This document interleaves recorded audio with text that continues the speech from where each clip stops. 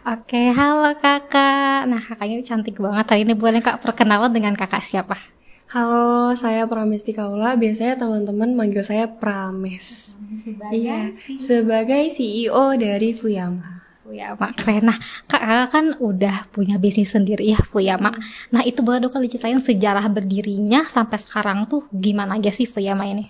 Jadi memang awalnya kenapa dikasih nama Fuyama? Karena sebenarnya saya tuh bukan jualan hijab awalnya, tapi kita tuh bikin piyama dan juga daster.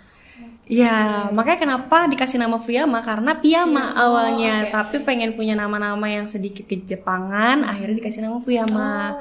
Fuyama itu karena saya waktu itu kos produksinya cukup mahal, harganya tidak bisa bersaing, akhirnya cukup nggak lama jalan, akhirnya bangkrut tuh. Tapi saya nggak bisa bilang bangkrut sih mbak. Jadi kayak kita sempat vakum sampai akhirnya saya menemukan satu supplier hijab yang akhirnya sampai sekarang jadi inspirasi saya sampai akhirnya saya bisa produksi sendiri sekarang.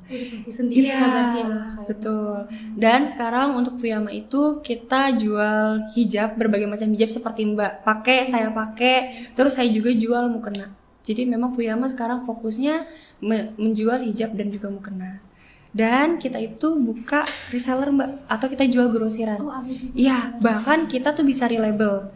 Nah, Fuyama itu hadir sampai sekarang sebagai one stop service, one stop solution bagi orang-orang yang setidaknya itu mereka kerja atau mereka kuliah, mereka males buat nyari vendor label, buat produksi barang, tapi akhirnya Fuyama itu ada. Kita nyediain hijab, kita nyediain labelnya, kita jahitin, kita packingin, sampai akhirnya nanti kalau misalkan orang itu beli, mereka tuh udah siap jual, kayak gitu.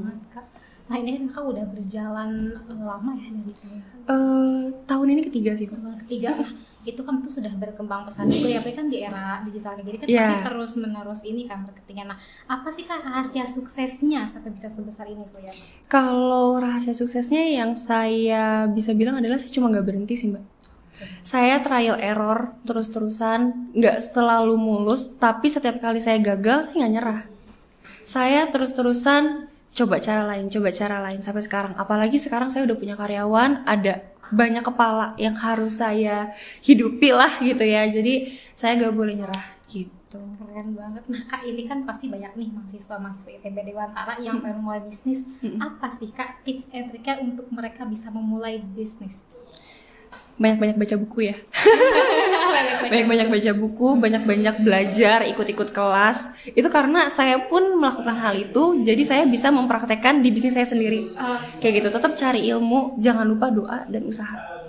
Kayak gitu. Jangan menyerah juga. Jangan menyerah. Oke, nah mungkin kakak bisa nanti cantumin di bawah sini mungkin untuk nama Instagram atau TikToknya atau media sosialnya mungkin ada. Boleh, kalau untuk Instagram pribadi Prames Kaula, tapi kalau untuk toko saya Instagramnya fuyama.id, TikToknya pun sama. Jangan lupa di follow ya. Jangan lupa di follow, ditunggu orderannya juga ya. Siap.